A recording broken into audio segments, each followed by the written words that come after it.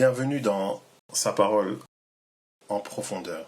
Alors nous allons voir l'origine de nos âmes, d'où le titre de cette vidéo dans Ésaïe 46, verset 3.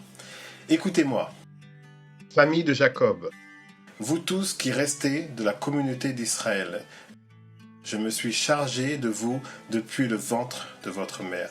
Je vous ai porté dès avant votre naissance. Là déjà, on voit que Dieu nous a portés dès avant notre naissance. C'est la version de Louis II 21. On va le lire aussi dans la version Louis II 1910. Écoutez-moi, maison de Jacob, vous tous, restes de la maison d'Israël, vous que j'ai pris à ma charge dès votre origine, que j'ai porté dès votre naissance. On voit que Dieu encore, Elohim, l'Éternel, nous a portés avant notre naissance. On va lire dans la version Semeur.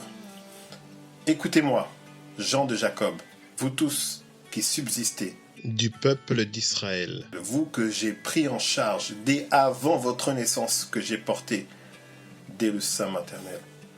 Vous voyez encore, là c'est écrit clairement que Dieu nous a portés. On était où? Et on était en lui. En lui. Voilà l'origine de nos âmes.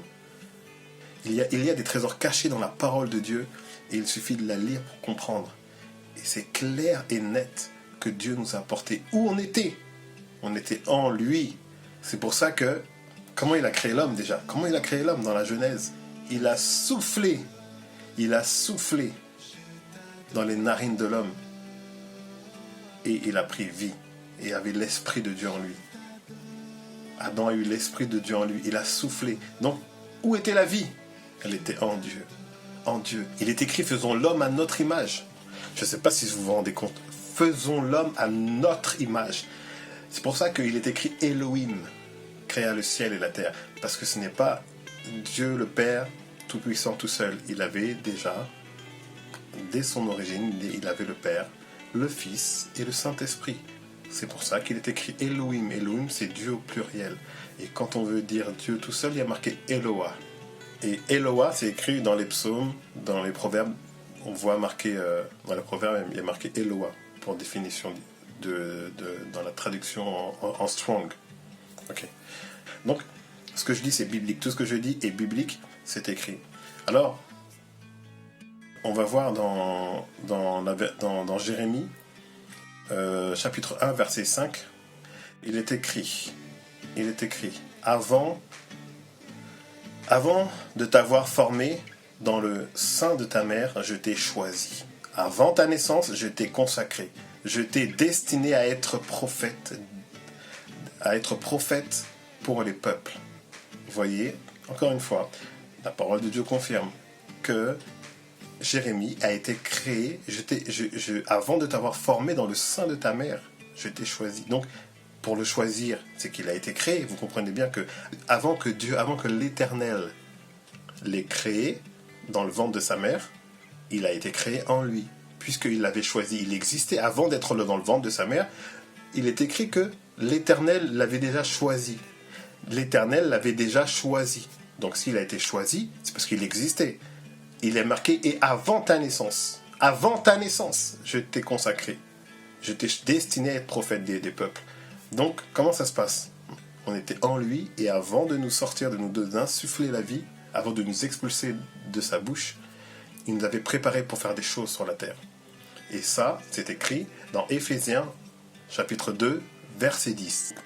En effet, donc l'apôtre Paul est resté 3 ans dans le désert avant de commencer son ministère. Donc, chapitre 2, verset 10.